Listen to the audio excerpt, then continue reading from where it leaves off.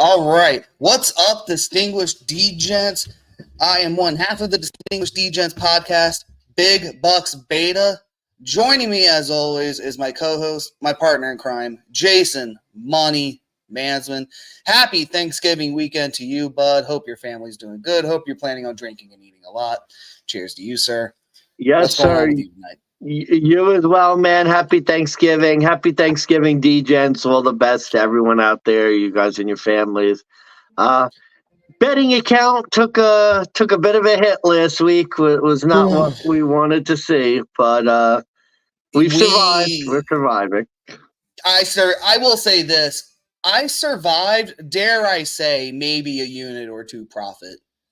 Oh, wow. Actually, now that I think about it, it might have been,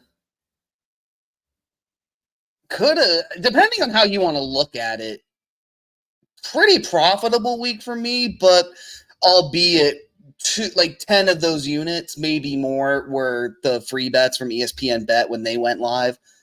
Had a couple things go right there, so that's kind of why. But if it wasn't for that, probably would have been a terribly bad week for the Sharps from the information I've been gathering. Bad week for the Sharps, good week for the public. Crazy the public how this wins, time I works. lose. That's how I see it. Yeah, not what you want overall, but I mean overall, like the vibe I kind of get was like witchy, like crazy supernatural fourth quarter nonsense, and a combination of just learning about these quarterbacks and these coaches, and it's like you're like now you're at the point week 11, who's real, who isn't, who are the greats, who are the pretenders. A lot of these games are going to have very similar connotations for me when we go through these recaps, but I mean, I know the betting accounts, like I said, like kind of got lucky on my end. DraftKings account, though, I got all my I'm all in this week coming up. Let's just leave it at that. I'm all in, and we'll get to why later. But Money Management, I mean, what was your takeaway, just generally speaking, over this insane week that we went through? All the games that I'm not confident on, I'm right. All the games I'm really confident on, I lose. So I am dead in the contest. It's over. The dream is dead. Oof. I had a 1-4 week, and then literally, like, I'm pretty sure all my best bets lost, and I hit like every game I was not confident on. Strangely enough. Yeah, best bets for me. That was, let's see here, best bet, or not my best bet, because even though our dog of the week lost, we'll get to that. Don't worry, folks. We're both gonna go on some expletive rants there. But I mean, over the week, done. Under, gone. Dog, gone. Favorite of the week, didn't cover.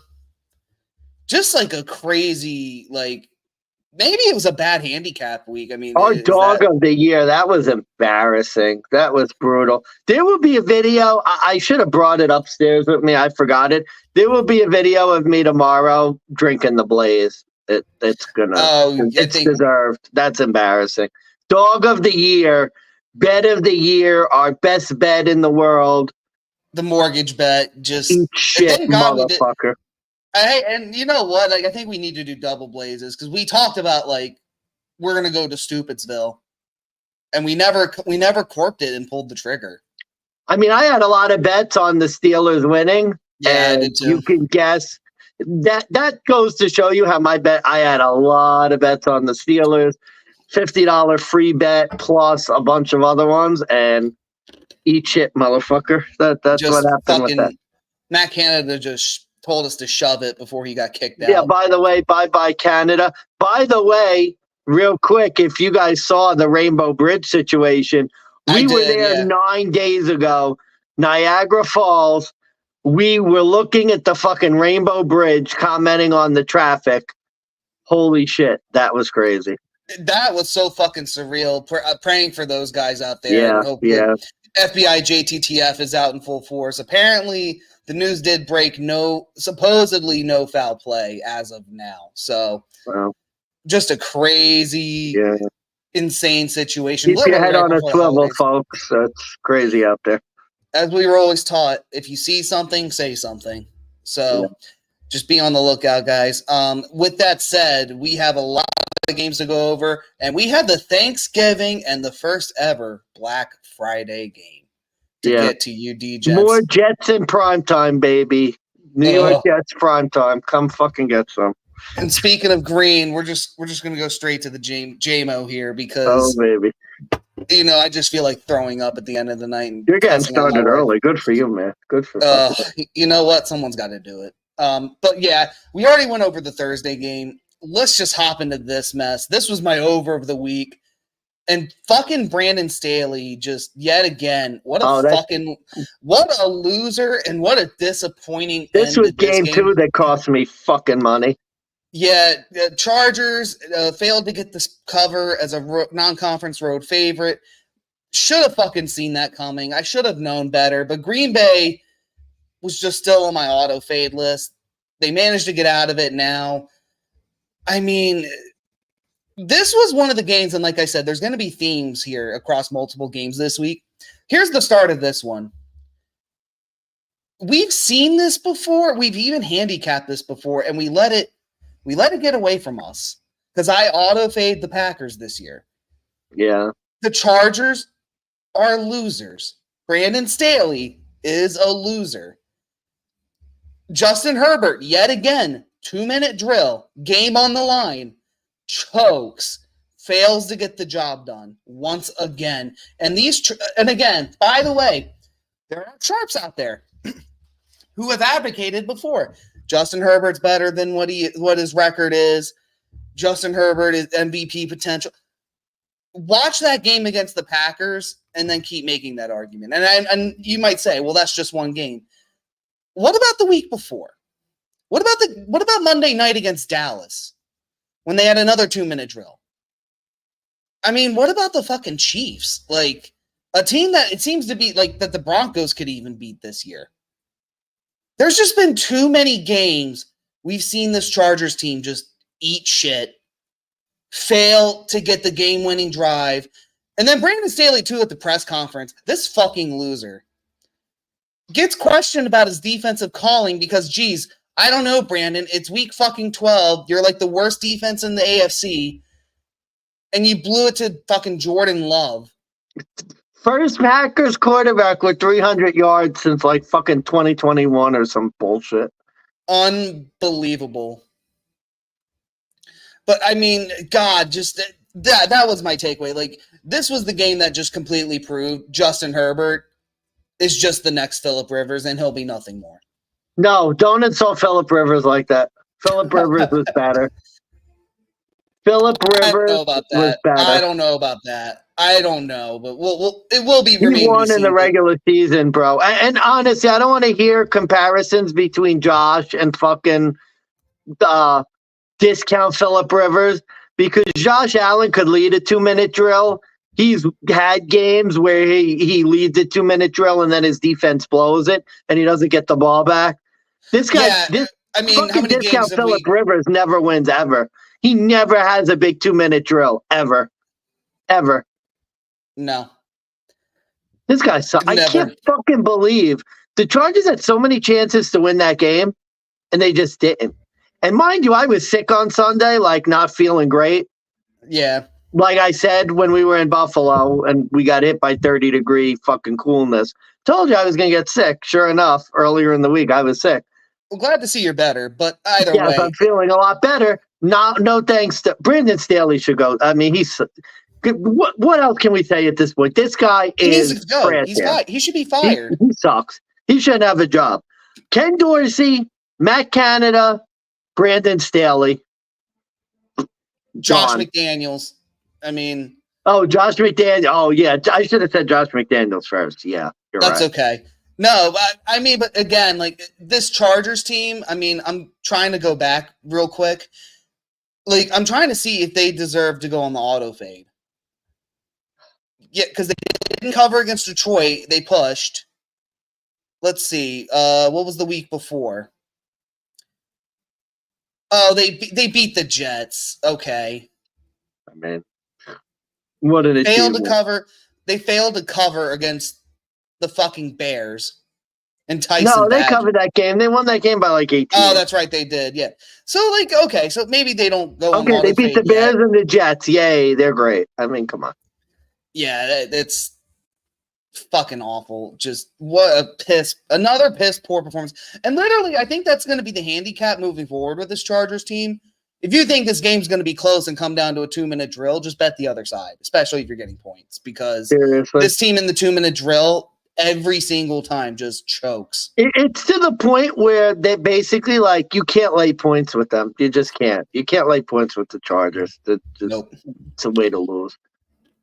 Yeah, disgusting game there. All right, moving on. Tennessee 14, Jacksonville, I think 34. This game, donkey. One of my donkey plays of the week. I thought, not even that I thought the Titans were good. I just thought that the Jags maybe were coming back down to earth. This was a reminder game. Maybe the Jags are the real deal. But again, like they beat up on a shit team. Like what else is there to expect? Nice plumber's crack there, bud. But oh shit! Sorry. Sorry, viewers. Nice. Yeah. Anyways, not much else. I really want to take away. Oh, we're starting it off right. You know what? We're just we're just gonna do this here.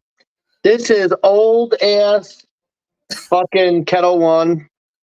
Oh boy. We're just gonna. So what? I gotta ask. What prompts this? Because you picked the Jags. I'm remembering this week and how pissed off I was, and it's just that gotta happen. So it's just gotta happen. Well, cheers to you. Oh God! You know what? There's a game coming up later. Oh, that's terrible. Oh, I might have to get the curveball. Like it may have to happen. Oh, like, that's bad. Oof.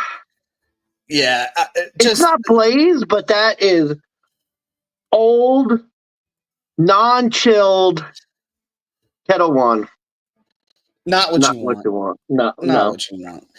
Money management. You got this completely right, though. I mean, the Jags. I think they proved they're the clear team next to Houston at this point in the AFC South. It's them or nobody. Will Levis once again did not look good. Looked like a discount Ryan Tannehill. Truth be told. You got to start wondering, another Mike Vrabel road spot. It's like it's becoming the auto fade of the year. If they're on the road as a dog, you just fade it. Take the favorite. I think what I learned from the Tampa game, they can't run the ball. They can't do anything.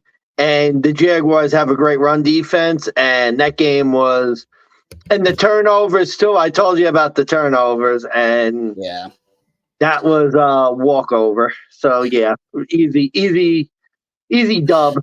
One of the few easy dubs, which is why I'm drinking warm shit ass Kettle One right now, because fuck me.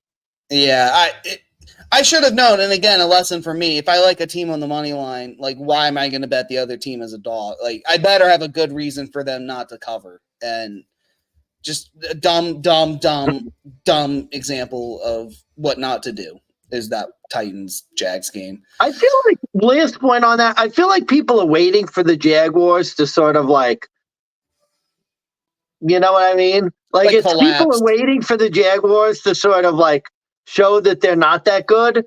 And there's people just losing a lot of money waiting for that to happen. Yep, and trust me, I'm one of those idiots that like I just keep doing it. I keep waiting, and it just doesn't happen. And lo and behold, fucking dumb here just lost money yet again, fading the Jags. I told myself weeks ago I was going to stop doing this, and back to the well. Nope, I'm done. I'm out of it. All right, this one was a disappointing game. I'm interested to get your take. The Dolphins 20 at home, Raiders 13. Another weird game. It just felt like at any point, not necessarily to me that Aiden O'Connell was going to tie it at any point. This was more of like a Tua is going to get the 2-touchdown score to get the cover, and it just didn't happen. And this literally was just Miami's defense. Good on Miami's defense. They showed up and a couple timely forced interceptions. I think at least one of them, it was like 4th down and Aiden O'Connell was just trying to like make a play. But But they really bottled up Josh Jacobs, which was good. And sorry, I didn't mean to interrupt you, but No, you're good. You're good. It was good timing. So no, it literally just felt like Tua and this offense should have been more explosive against this Raiders team. You even say all the time the Raiders have no defense. And kind of weird, but good on the Raiders too, holding Tua to 7. And you just kind of feel like if you have a better quarterback, you may be tying or even winning this game. And it never happened for either side. Tua just seemed to really struggle to convert on third in the second half. Really just a weird game over. Didn't expect that to happen by any stretch. I'll tell you what, man, much credit owed to I forgot his first name. Oh, Adrian. Oh, geez. I forgot his name now. Jesus. That's embarrassing. But the Raiders interim coach, Antonio Pierce. Antonio Pierce. Oh, of course. See, the Kettle One already messing with my mind. No, we're great on Antonio Pierce because I thought the Raiders. I bet an alternate spread Dolphins, which was a successful play. I did have that on one of my parlays. But I thought this Raiders team was going to get massacred. You'd think they had like 2 wins against bad New York teams. They were going to Miami. Now was the time for them to basically lay down and die and sort of not be embarrassed in doing so. And they gave the Dolphins like a pretty good puncher's chance. Aiden O'Connell was able to move the ball through the air, albeit with, again, a couple of the turnovers that really cost him the game. Josh Jacobs didn't run the ball well. That didn't matter. Tough game. Raiders defense playing a lot better. Them in Chicago, I'll tell you, like, very surprising sort of results. It was a weird week. But, yeah, you're right. That was very surprising. I thought the Dolphins were going to have a walkover, but tough game. Tough game. Tough game, tough team. I'm telling you, this Raiders team is one that, like, if I wasn't a fan of like any team, I think the Raiders are starting to make an impression with this interim head coach. And I kind of hope this time around they keep him, or they at least, maybe if not as a head coach, they upgrade him to whatever he was previously. Give him a shot, man. Like, if you're the Raiders, like, you know how many shit coaches you've had? Like, a lot. Yeah. A lot. John Gruden was your best one, and then you had to fire him because racist emails. Yeah. And even the second time around, he wasn't that good, though. But like Jack Del Rio and, I mean, Rich Bisaccia was good as an interim coach, and they got rid of him. And now you have Antonio Pierce, and he's got this team. Essentially, the defense is playing well. So, yeah. Which is crazy to hear, but yeah, I got to keep an eye on them Raiders, I will say, moving forward. Here's one game that I need to give you shit for. Carolina 10. Cowboys. Oh, God. What was it? Cowboys 33. There's another one, folks. So, look, I won't give you too much shit. To be fair, I didn't cook through 3 quarters. Look, here's the thing. I tried to tell you, and here's what I tried to say. I can't give you too much shit because 3 different podcast shows I listened to, all those sharps were back in Carolina. I was the one guy that was like, what's the handicap? Let me hear. And all I kept hearing was, you should just fade Dallas. This is the spot you fade Dallas. Like, Dallas is in a weird spot here. And I'm like, is it that weird? Like, are we really pretending Carolina's like got a puncher's chance? I was like, and literally I was looking at Carolina like, okay, maybe I'm missing something. No, really wasn't missing much. They fucking suck. This team is no good, especially under Frank Reich. I as much as people are probably blaming Bryce Young for a good bit of it, maybe rightfully so. Yeah, rightfully so. Can't win if you play that way. Frank Reich, I think, is not the right coach for this quarterback and for this team and what they're trying to do. I think he has to go at the end of the year. Whatever offensive play calling they're trying, it's not working. I will say that one of the shots on the podcast I listened to was like, oh, I heard Frank Reich was taking back play calling duties, and I immediately was like, bet Dallas. Yeah. Well, that was what I was thinking. I was like, what difference was it going to make with Carolina, with Frank Reich making play calls? Like, they lost anyways, like, and they didn't cover. And Dallas was only getting 10.5, and the line was going down. I was like, what the hell are people doing? What? It made no sense. So I just bet the Cowboys, and like, I'm glad I was right. And now, don't get me wrong, and we're going to get to this later when we get into Thanksgiving games. I told you people what I was going to do the next week after this game. So be on the lookout for that. But Dallas just did exactly what I thought Dallas would do and just beat up on a shit team in their home turf. And what people thought would be the weird Carolina, spot. But the point is well received. Yeah, real quick. Bryce Young, biggest draft bust since Zach Wilson, calling it. I don't mind, like, you have Carolina through 3 quarters, they're close. And then there's the inevitable Bryce Young pick 6. Like, how many fucking games has this motherfucker thrown a goddamn pick fucking 6? Oh, no. I'm like, you watching the game, and it's like, holy shit, I might have something with this Carolina handicap. I'm really smart. Pick fucking 6 again. Same thing as the Indianapolis game. It's like, Jesus Christ, man. They got it. It just seems like a Carolina is like, they're scrappy, and then Bryce Young sucks. Bryce Young, he's terrible. I mean, another Alabama quarterback. We've seen a lot of bad rookie years, and then I mean, Trevor Lawrence. I think we were saying the same shit. Like, his rookie year, utterly terrible. They got rid of Urban Meyer. Look at what they've done since. That's my argument. Man. I don't know, man. At least Trevor Lawrence, you saw the glimpse. I haven't seen the glimpse with fucking Bryce Young. I don't see the glimpse with him. The glimpse I see is a fucking pick 6 and me getting wasted because I lost another bet. Like, that's what I think. That's fair. But no, this should have been my favorite of the week. This was another game, too, where, like, the wishing hour hit. Under of the week, it was looking good. It was looking solid. And then just literally kind of like you said, I mean, what was it? It was 17-10 in the third. Then you got 24-10, 30-10. And then literally Dallas ran up. They kicked the field goal, and it was just done. Not even by much, too. So, no, Carolina, I mean, they deservingly need to stay on the auto fade list. Yep. But, you know, in the same vein, did we really learn much from Dallas? Not really. No, not really. I mean, honestly, they didn't play well for 3 quarters. So, no. All right. Going forward, the Cardinals kept it close against the Houston Texans, 21-16. Plus the plus 5.5 does cover. My fade of the week does hit. Good bet on me. That at least cashed on my end. 2-unit profit. I mean, I don't really know what else I could say. I mean, I really wish I could say, like, Kyler Murray's back. This Cardinals team, they're going to be good again, but I can't. Not because they didn't win, but just because they really didn't look all that impressive in this whole game.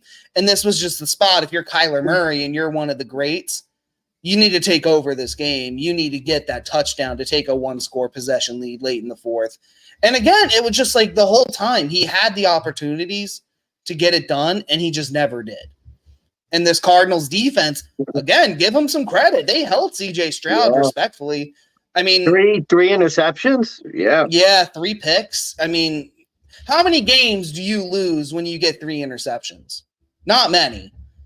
And unfortunately, this was just one because you had Kyler Murray in his second game back, and CJ Stroud still puts up 336 yards and 2 touchdowns. Devin Singletary runs all down your throat. You know, the Texans, they contained James Conner to only 60 yards, and Kyler just, again, just not as impressive as you want if he's going to be your franchise quarterback. Yeah. But you said Kyler was back. This is Kyler. This is what he does. Yeah. Well, no, I did. What I was saying was, I wish I could say he's back, but this is what he does. This is who he is. This is what he does. He has some plays where he looks okay, and then they don't score and they lose. I mean, he's a loser. Guy hasn't won anything in his career. He's a bum. I mean, you know. Here's what the optimist side will say of me is give Kyler another full healthy season with this team. say what you will. This Cardinals team under their new head coach, I guess you can make the argument they're still kind of scrappy. But again, they're not winning. At the end of the day, it is about winning.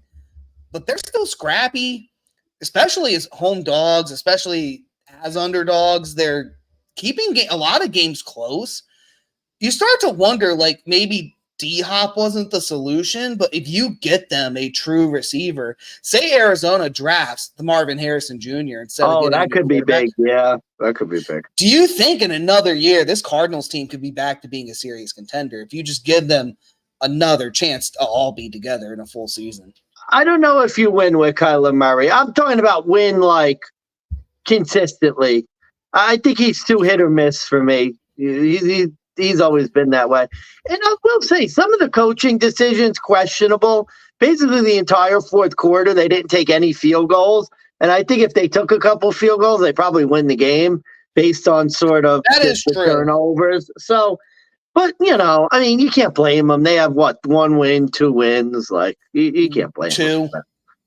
No, I mean, I like – sometimes there's games that call for guts, and then there were just times I was like, is somebody hurt? Is Matt Prater just unable to kick a 50-yarder now? No, he hit a 57-yarder earlier in the game. Exactly. That was my problem. It was like, why wouldn't you just keep taking the field? This was a game where your defense is picking off C.J. Stroud. You're maybe not containing yards, but you're containing the points. 2 red zone interceptions, I think there was, too. That was like big momentum swing. And Kyler just, again, just like Justin Herbert, 2-minute drill, doesn't really seem to be able to get it done anymore. Yeah. Like, he had his one bright moment with the fucking Hail Murray, and that was it. Like, you never saw ever again him do that kind of moment. Yeah, that's his career. But, no, like I said, my optimism, I think you give him a real number 1. I want to see what he can do again. With a full season, full health. Remains to be seen. Optimistic on that end. All right. So I'm going to introduce this. We're just going to take a moment of silence while I go get the curveball because I need it for this game. Oh, geez. It's time. The Steelers are dog of the year. Mortgage bet. Lay the units. Fucking lost in the trap game of the century. They lost to Dorian Thompson-Robinson, a third-string quarterback, 10-13, because the Steelers' defense couldn't contain the 2-minute drill. And Matt Canada, so long, good riddance, you fucking sucked. Your whole offense and your grand scheming of halfback draw, screen pass, end around, halfback draw, got you 10. Oh, boy. All right. I'm getting this real quick. Give me like 5 seconds, but just prepare your thoughts. Yeah, I'm preparing my thoughts. Oh, my God. Steelers' offense was so bad. You wonder if Kenny Pickett's the real deal, too, honestly. I mean, this guy. I like showing accountability here, so. This guy, I mean, what did he have, 34 passing yards in the front? Like, you're wondering now, all the excuses are gone for Kenny Pickett. Canada's gone. Time to show us something, big boy. Like, Kenny Pickett's been asked too. It's time to see if he's fucking for real. This offense is dreadful. Dreadful. Yeah. I mean, look, the Steelers' offensive scheme has always been simple. And it's never really been like this great genius offense that you get with like Andy Reid. Maybe Tom Brady, for instance, or the Philadelphia Eagles, I think you can make an argument too. Like they've had, they invented the tush push, like something so simple yet something that can make or break a game. Matt Canada and Kenny Pickett. Minding you, Matt Canada had a winning record as an offensive coordinator. This guy was so bad He went to an organization that never fires their coordinators, coaches. They give them the full season, and then they make the moves. He is the first Steelers coach to be fired midseason since World War II. Yep. They weren't even the Steelers. They were the Steagles because they didn't have enough guys for two teams, so they just combined them. And even worse, the guy who would quit, he didn't even get fired midseason.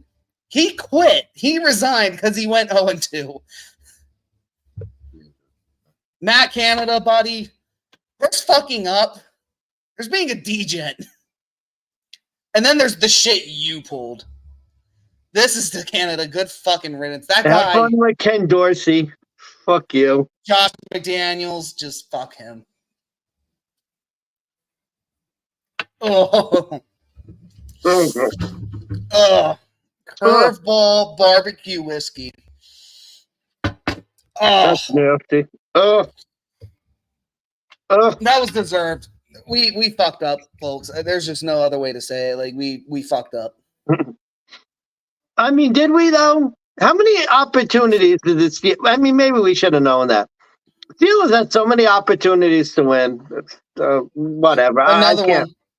It was another. No, you're 100% right. They literally held this Browns team to 10 for the longest time. And then they managed to get the tie. What pisses me off more was how, like, Jalen Warren seemed to be the only person on offense who was able to do something, and Canada just basically refused to get him the ball. 9 carries, 170 yards, 70-something of which was the touchdown. The one touchdown you got. Not because of some great call. It was just because he managed to break a few tackles and he managed to get the right run route. And you don't feed the kid. You just keep doing your bullshit screen passes, bullshit end arounds. I hope I don't know who's taking over play calls for the Steelers, but I hope he at least lets Kenny Pickett.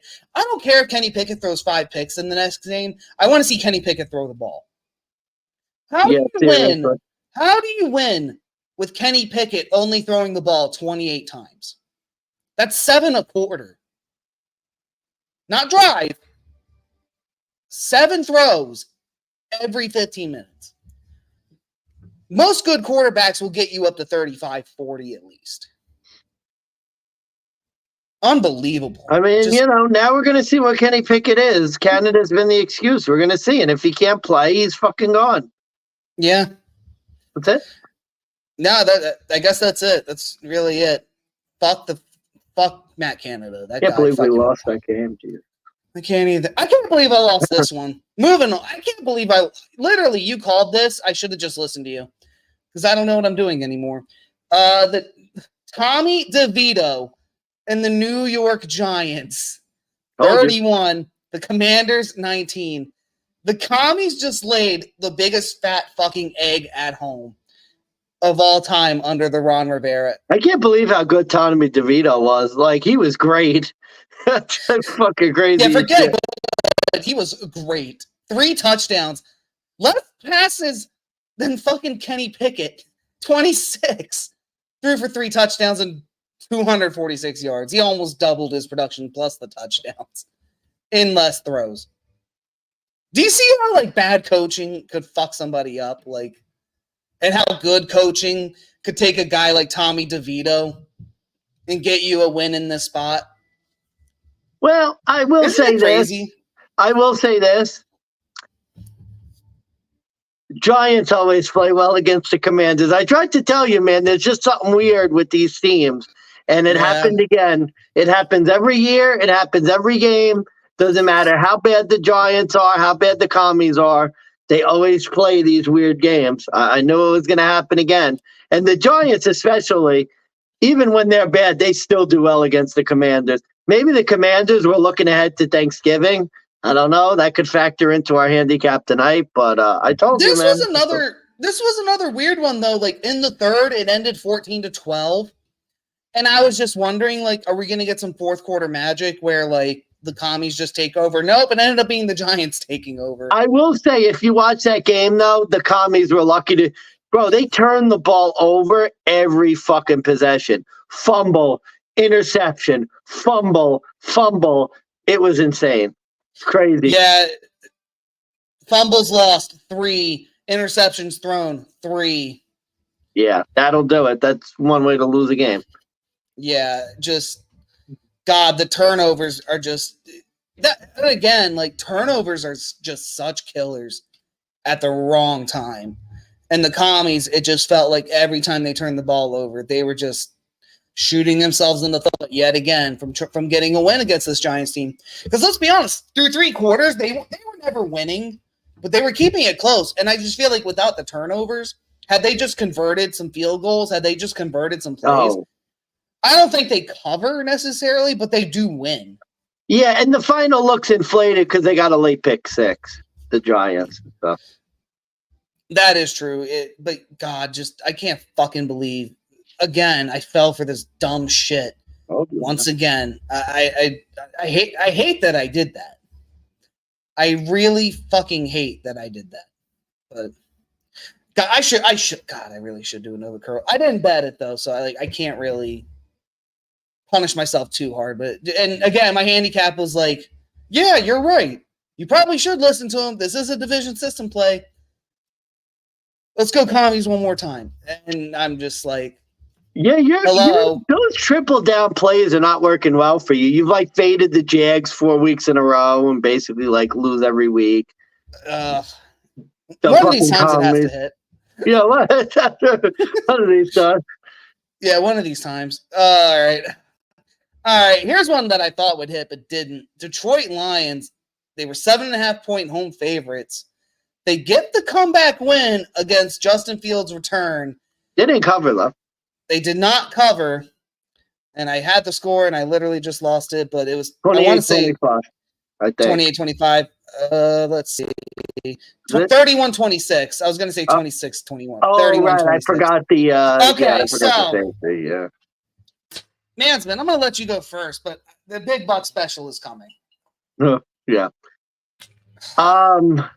I guess I thought Dallas had the look-ahead spot. I'm wondering if Detroit I would be very cautious. My thinking is these teams where they have a new quarterback coming in, whether it's a guy returning from injury or a backup, seems like they play really well the first game they have a new quarterback come in. That's something to look out for, especially with the Jets-Dolphins game on Friday. So prime example, like Josh Dobbs, the first game he came in. Yeah, Josh Dobbs, Dorian Thompson-Robinson this past week. Will Levis, his first week he came in. Will Levis, his first week. You look at Aiden O'Connell when he got the start. Really, both times the Raiders played well. That's seems like these new quarterbacks who come in, I don't know, it gives the team a boost or something. They play well the first week, or at least above expectations, something to look out for. Because Justin Fields, I will say, he looked this Detroit Lions defense was hapless in this game until like the end of the game. And I don't know how Detroit even won. I thought the game was over. Like, I had written Detroit off. I had Detroit -3.5, -2.5, just dead. You know what, though? This is who Justin Fields is. I hate to say it, but like looking at these stats, sorry to interrupt, by the way, he only had 169 passing yards. He had the 1 touchdown to DJ Moore. He did a lot of running around, killing clock, 18 rushes for 100 yards. That's a Justin Fields game. Running for 100 yards, passing for absolutely 100 yards. Like, he never gets to 200 passing yards. He never gets 300. Like, this is just who he is. And look, give the Lions credit. They kept this close the whole game. It was very much a back and forth. It was a lot better of a game than I was anticipating. And look, you even called it with the fucking 3 interceptions with dickhead Jared Goff. Almost cost me in fantasy. Thank God Vitrell sucks.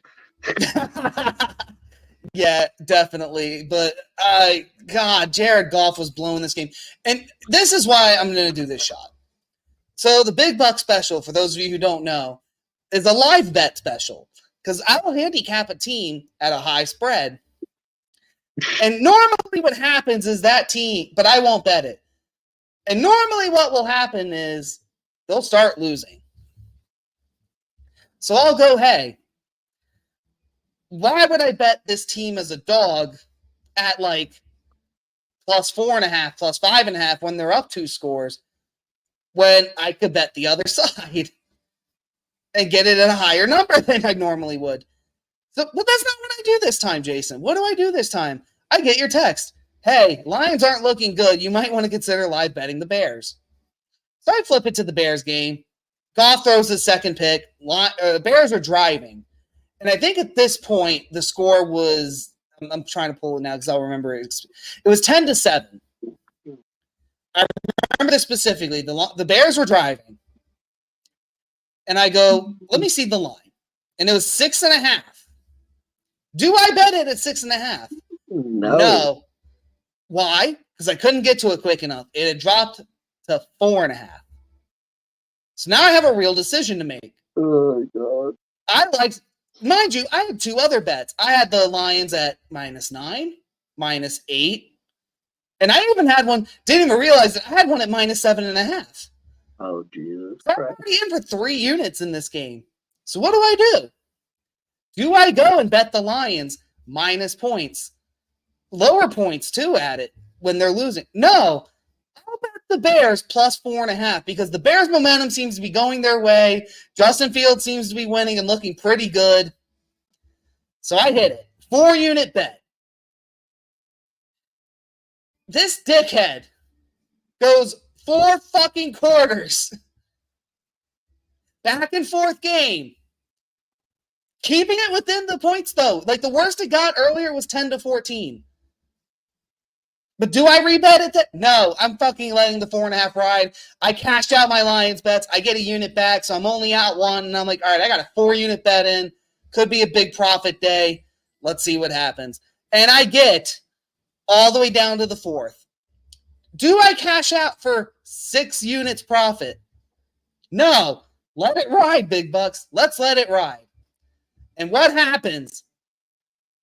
26-14, Jameson Williams touchdown, 3 minutes to go. All right. Still good. Still good. Do they convert? No. They kick the ball, or I forget what happens in the end of the fucking game. Lions get the ball back. 30 seconds to go. David Montgomery runs it in. It's a 3-point game. And I'm like, all right, fuck it. Got it. Not what you want, but I got it. 30 seconds. I'm good. All they have to do is not fuck up.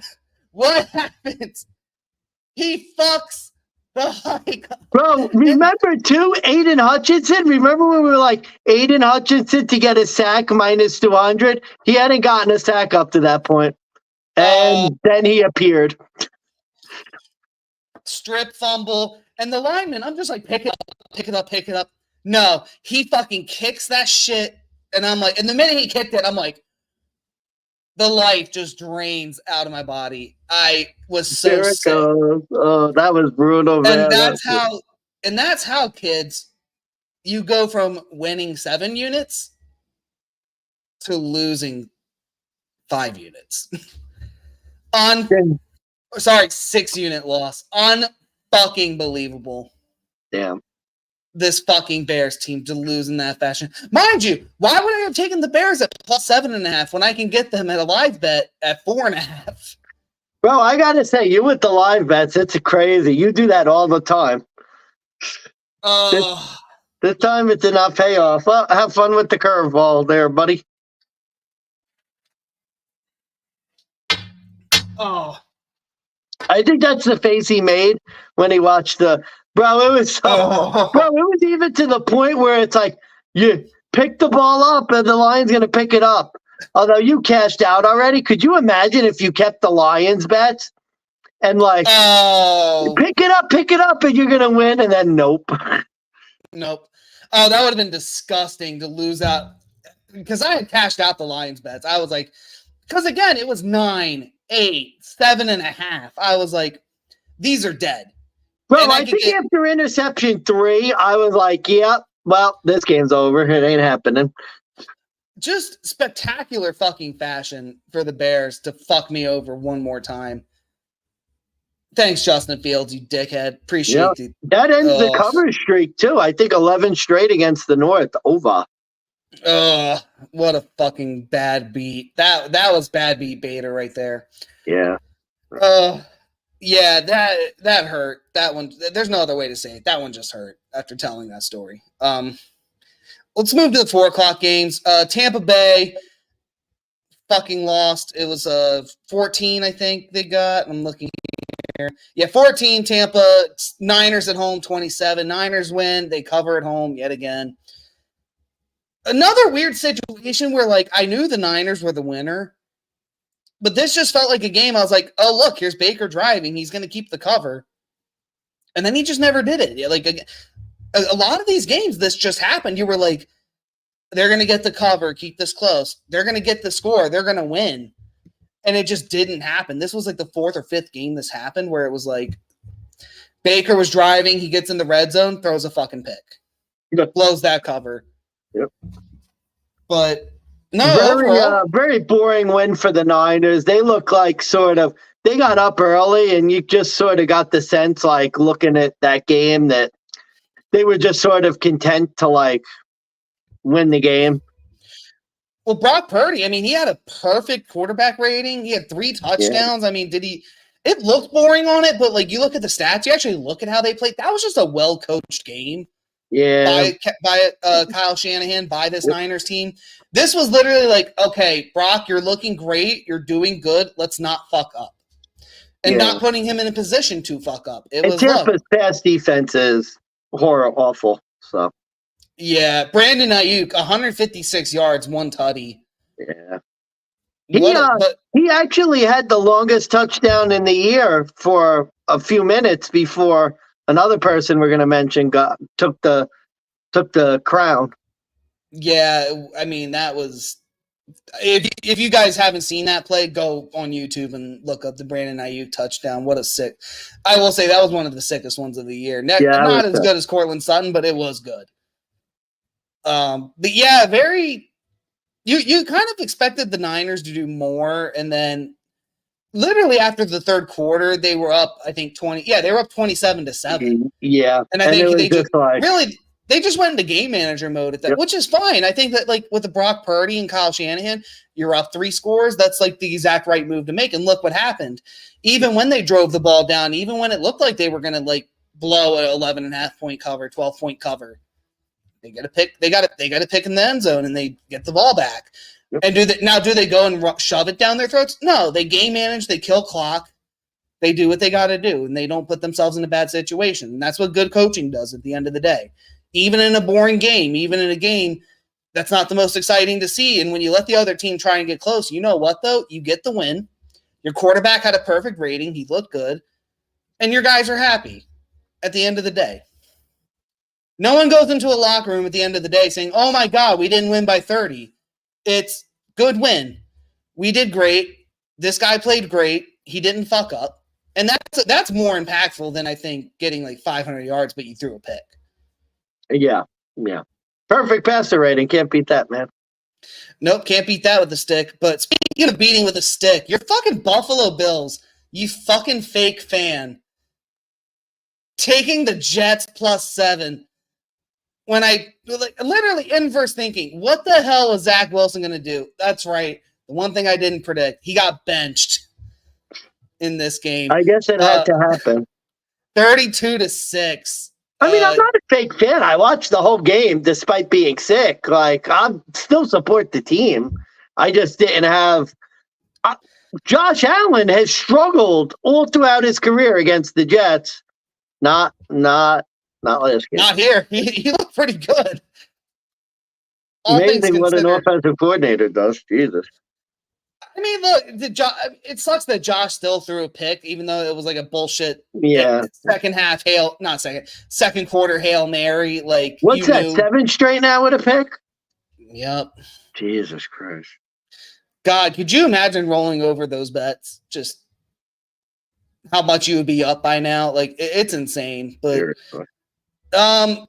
this game, it completely validated my take on the Jets. They are completely imploding. Yeah, as I thought they were. This team is starting to blow up on each other. I have a lot of questions about Sauce Gardner. What a fucking fraud cornerback he's turning out to be, giving up on half the play. Khalil Shakir, new record, 81-yard touchdown, longest of the season. If Quinnen Williams is yelling at you on the sidelines, you have well fucked up.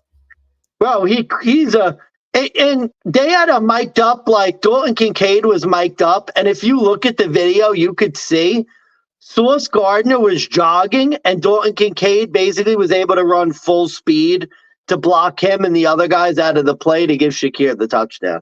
Like, it was just pure hustle on the Bills side, and Sauce Gardner just sort of like jogging at the end of the play. Just not giving two shits about the third world. I mean, he got his endorsement deal with Buffalo Wild Wings. It's fine, you know. He doesn't need to win. And that's just some of these Jets players' mentalities. Literally, Coach Saleh, he's got it. He has to be gone at the end of this year. Yeah, they're not winning shit with him. Bro, the bad penalty, Sauce Gardner, a bad personal foul penalty. Oh, yeah, that was disgusting. Breece Hall, 23 yards, 10 carries. Yeah, that was crazy. I've never seen the Bills' rush defense look so good. They're normally horrible. Yeah, I mean, I don't know if this is necessarily the comeback of the Bills. No, this is really more about. Fucking say it. I'm not. But this was more about the Jets are imploding. This team is officially on auto fade. If they weren't already, guys, and they should be, you better start fading the Jets the rest of the year. And again, here we go. We're in the cycle. September, here comes Zach Wilson. He looks like shit. The Jets have questions. October, they start winning games. Oh my God, is Zach Wilson serviceable? We're into November. What happens in November, Jason? They lose one or two key games. They start imploding. Yeah. And then we're going to get closer into Thanksgiving, and we're going to get to December where the team just straight up gives up. Bro, offense, I know Tim Boyle had a fun little press conference where he's touting chemistry and stuff. No offense. I saw him against this Bills defense, bro. The Bills are not good on defense. Tim Boyle. There's a funny video out there with Tim Boyle highlights, and it's nothing but 6 straight interceptions. I mean, why Trevor Siemian isn't the quarterback is sort of a mystery to me. But because it's a shit coaching regime. Oh, that's true. I'm sorry, but fuck, again, I've been saying this for a while, and by a while, I mean since last year, because let's be fair, I didn't even know the guy existed. Nathaniel Hackett is no good. Robert Saleh sucks as a head coach. Nathaniel Hackett is no good as an offensive coordinator. How do you fucking get away with Breece Hall only getting, 10 carries? That whole game. But look, that's fine. If you're down bad, you were only down by fucking 10 going into the second half. Well, they couldn't run. Then they couldn't protect. And their quarterback. Bro, they didn't have a completion to a wide receiver in 3 quarters. Zach Wilson did not have a completion to a receiver during the game. That's absurd. Bro, the Bills secondary is diminished. Susceptible. We'll say susceptible. Other than Rasul Douglas, he's good. That was a good pickup. He looked good. That was great. Oh, yeah, that was. Although, honestly, why are the Jets throwing at Rasul Douglas?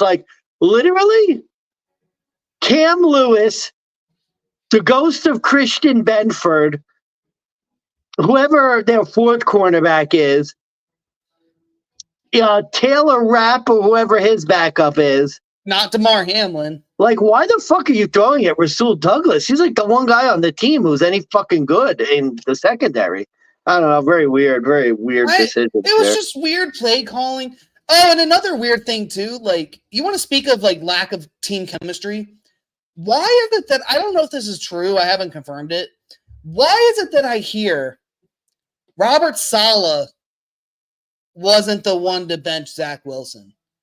Apparently, if you heard Tony Romo's report, or not Tony Romo, the woman, the little woman. I forgot her name. But continue. Just on the CBS broadcast, the sideline reporter. I just know she's the short woman who, compared to the football players, looks like a midget. But She was saying Jenny that what Bell. happened was Nathaniel Hackett sent a message down to the quarterback's coach or something that Zach was going to be taken out of the game, and they told Robert Saleh that the decision had been made to bench Zach, and he needed to go and talk to him. And what the fuck is going on with that? I don't know, man. This Jets team is something else. It's weird. Nathaniel Hackett now wants to be a head coach. He didn't want to do it in fucking Denver when he had to count the play clock, when he had to make the important calls, in shit timeouts. You didn't want to be a coach then. Now you want to be a head coach and say, hey, I'm benching the quarterback and we're putting this guy in.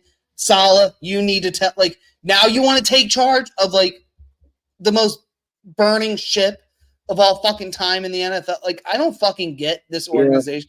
Yeah. I don't get Nathaniel Hackett. I don't get the fucking Jets. They just are. The crazy thing is, that the Jets are one bad loss away from completely just disintegrating. It's bad there. If they follow it up by, let's be honest. See, the difference is Miami's offense, especially the way they run the ball against this Jets defense will quit on Friday. If they start running the shit out of the ball, they will quit. Does Miami break the record in this game? Put up a 70 spot? No, because Devontae Achane, I think, is dealing with injuries, so probably not. Raheem Mostert, doesn't matter. Bro, they could put up this could be the game where, and I don't know, I wasn't sold on Tim Boyle. I guess real quick with Buffalo, why I got mad about, don't say we're back. We won a game against a team with no quarterback. We won a game. That's what you could say. We won a game. Technically, your playoff hopes are alive for another week. Now you play the Eagles in Philly. You got to win another game. And you got to win a game after that. And you got to keep winning. Every week now is the playoffs for the Bills. They have no margin for error. It's, we're going to see who they really are. To me, this game was just congratulations. You won a game. Yeah. Win another one. Win on the 100%. road, which you haven't done all year. And we'll see. So for now, do I have confidence in the Bills? Nope. Not at all. That's fair to say. I'll move on. I got nothing else to go with that game. Moving forward, the Seattle Seahawks, they were a -1 road favorite against the Rams, a team they haven't beaten in a very long time. Still haven't beaten the Rams. They blew it 17-16 in what would honestly I would consider the dog shit game of the week. That was a bit unlucky here. This was my bad beat of the week. Yeah, your best bet. Bad beat though, man. I was on the right side, just very unlucky. I'll give you that. Drew Lock had to come in. Yep. Kenneth Walker got hurt. Yep. Matt Stafford just did enough. And honestly, Seattle still had a chance to win the game. And of course, they missed the 55-yard field goal because I never get breaks like that. I never get a break like that ever, it seems. That was a bad shank, though. It wasn't like it wasn't close. Good. But no, that was really unlucky because the Seattle was in control and then they lost their quarterback. And I think he came in to try and lead the drive, but he did. He's banged up now. Kenneth Walker's hurt, not looking good there. That was a bit unfortunate. The Rams did enough. They're no good either. Yeah. I don't know. I think you're actually right about Seattle, especially now with them being banged up. I just wonder if Seattle has the juice too. And now the NFC is wide open, man. Minnesota got a good shot now. Yeah, NFC's wide open. Again, the Seattle offense, there was one prediction I think the Sharps did get right. It was that Seattle was going to come back down to earth and that Geno was not that good of a quarterback. He had a blip year, sort of like a Daniel Jones situation. And I think we're just beginning to see who the Seattle offense really is. And it's you look at Pete Carroll and he's just running the same run first gimmicky offense he ran with Russell Wilson. And even with Russell Wilson, with as bad as he was looking in his last year at Seattle, How many of those games are you starting to wonder if they were really his fault? Which, and don't get me wrong, he had a rough start too in Denver, but he's starting, as ugly as it looks, he's starting to turn it around. Yeah, we're and gonna you're get starting to wonder. guys. Yeah, we are. But again, Pete Carroll, like I think his coaching seat is starting to warm up. If we're being honest, I think Seattle is a couple bad losses away from going into rebuild. It's just hard because Geno Smith isn't the long-term answer, and you just wonder, like, they're probably going to be around 500 again, and maybe they sneak into the playoffs as like a 6 or 7 seed, but you just wonder sort of where they go from here because they're kind of in like a weird like stasis sort of thing. And the problem I have with that is, like, if you're Pete Carroll and the Seattle Seahawks organization, you don't want to be a 500 sneaking into the playoffs every year and having to pay Geno Smith the amount of money you're going to have to pay for the next year. You either want him to be the answer and get you far enough to where you could say, you know what, he's definitely our guy, and you don't have questions, or you want him to say, you know what, he's serviceable until we can figure out what we really want to do. And it just seems like, if you think about it, if this season ends, do you really know what the hell the Seahawks are going to do at the position of quarterback and what they're going to do to get up to that next level, to get to that level with the Niners, the Eagles, the Chiefs?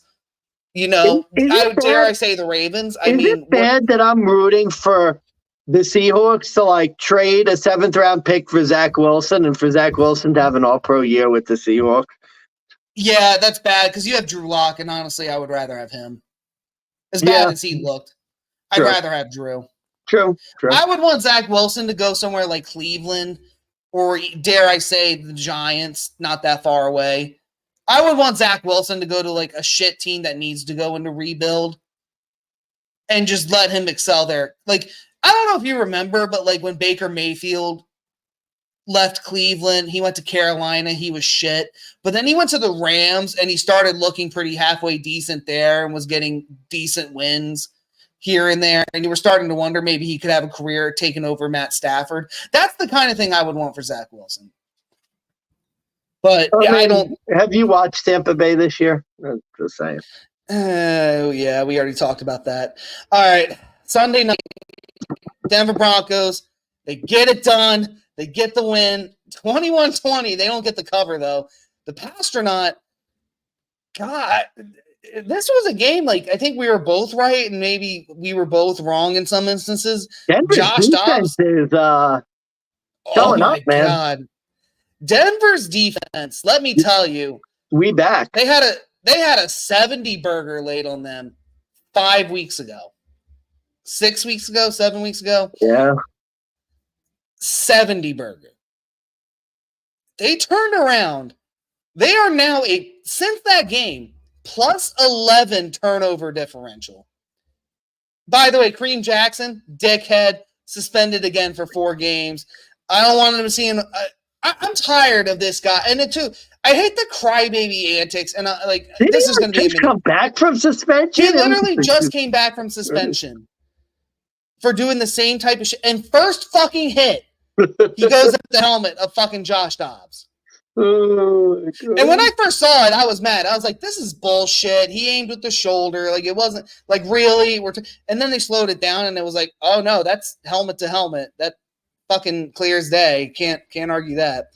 I don't want to see this guy in another Broncos week, and not because he wasn't a good Bronco, not because he's not a good player. You can't afford to have a guy like Kareem Jackson on your team, relying on him to be your safety, and he pulls this type of shit. And he's been suspended for like 7 games this year. 6. No, 7. You're right. It is 7. Jesus Christ. The guy gets thrown out of every game. Well, no, and the funny thing was he wasn't thrown out of this game. He played the whole game. The NFL suspended him afterwards after a review. Oh, so, we get another game out of him? But, really? We're going to pay Kareem Jackson to get suspended half the year? You can't afford to have that kind of shit. And this is the type of, again, I mentioned this before, loser, bad management mentality this Broncos have had. They've just kept the wrong people for too long. Move on. Kareem Jackson's great. You could probably get just as good in the free agency. You could probably get someone younger in the draft who's serviceable, who won't get those kinds of People get penalties. suspended every other fucking game. But anyways, moving on. Again, like I've given my flowers to Kevin O'Connell and Josh Dobbs. This was another game, I will say, I thought they were going to win. I thought you were going to be right. I was like, what the fuck? Like, really? The late yards got our bet to hit. Got our bad throw, too. Bad throw. I did not like that throw at all, but I loved the catch.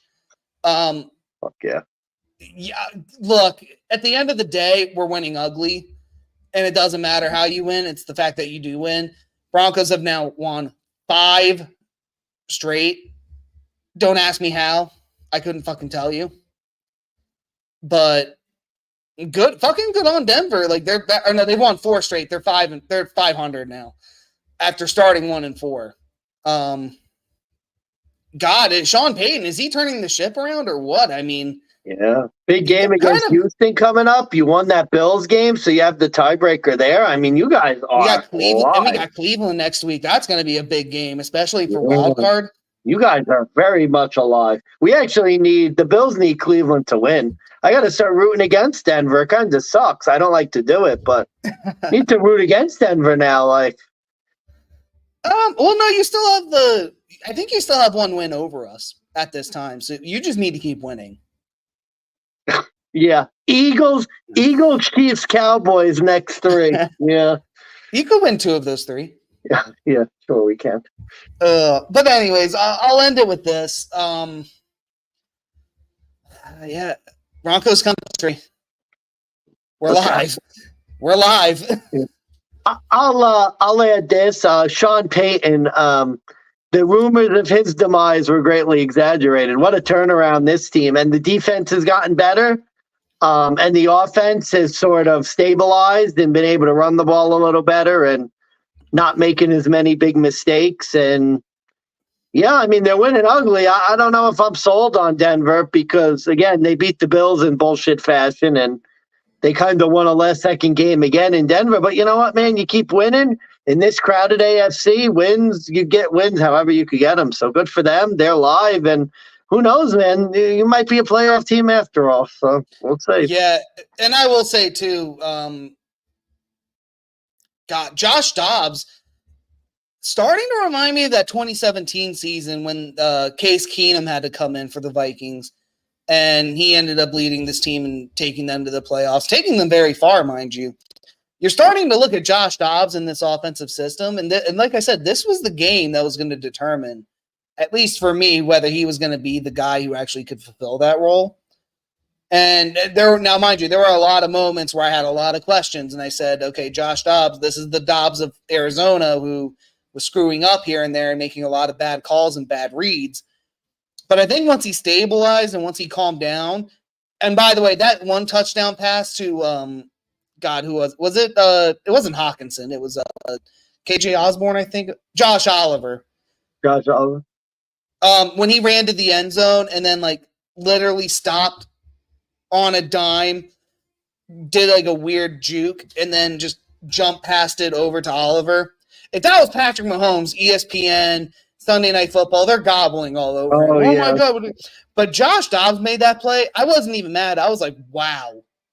That is like pure NFL skill right there to be able to do that. Yeah. So, yeah. Hey, Minnesota, I think Minnesota's a playoff team. They'll lose in the first round to Detroit. Like, probably. But or they'll win, kind of like how the Giants went into Minnesota and they won. Like they may win 1 and then like the next week just get murdered. It's going to be hard for them because they're going to either have to go to San Francisco or to Minnesota. And good luck with that. Good luck with that. Or to Detroit, I mean.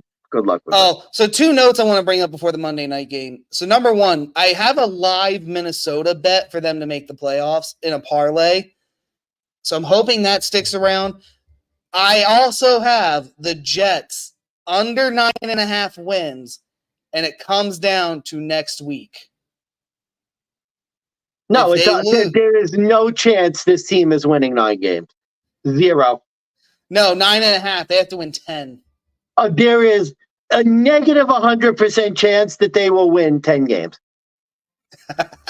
I would literally, I'd be tempted to bet you my house that, like, they will not win 10. There is zero. They would basically have to win out against the Dolphins twice, the Patriots, who they haven't beaten in like a century, and some other good team that they're play. They're 4-6. They have to lose one more.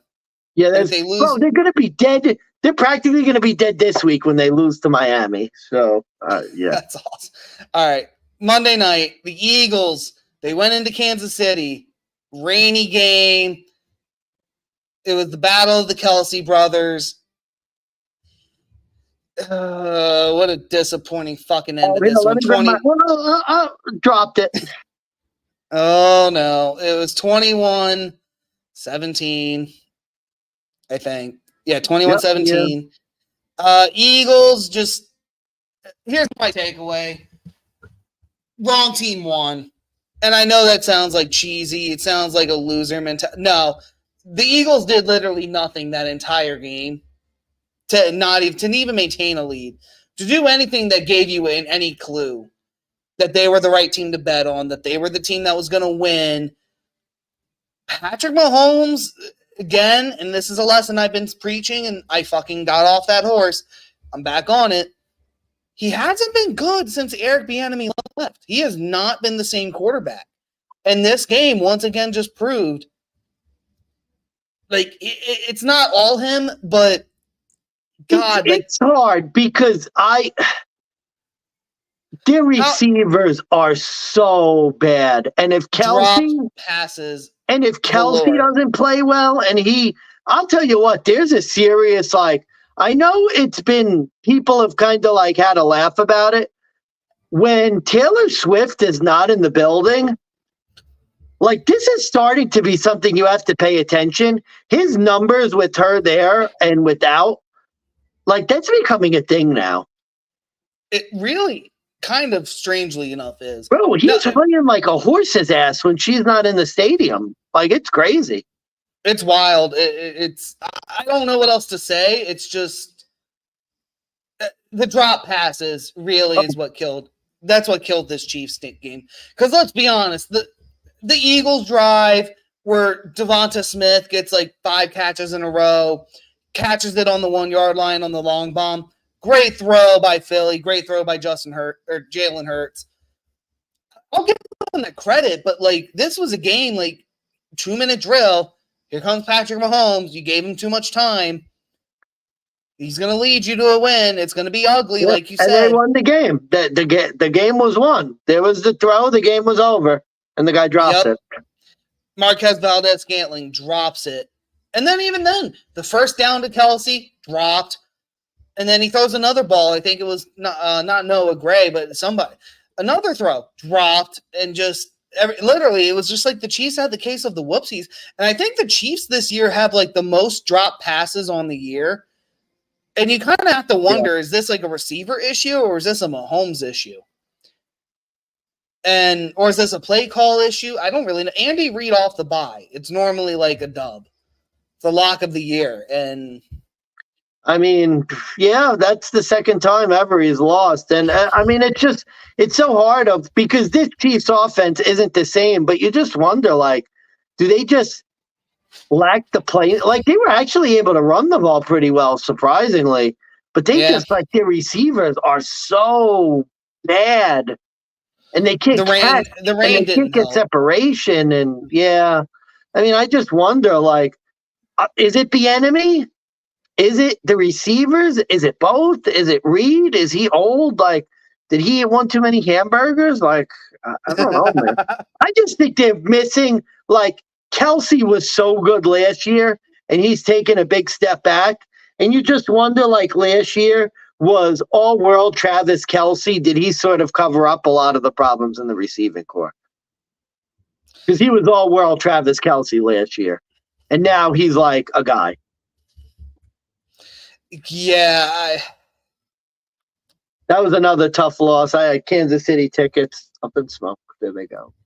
Yeah, my Kansas City tickets went in the trash. Although I did hit a nice prop bet It was both teams to get over 3.5 in the first quarter, and I got super lucky in the last 2 minutes with the Eagles. Yeah, getting 1 that second touchdown. left. The Eagles got a touchdown or field Yep. goal. That was something. That was lucky.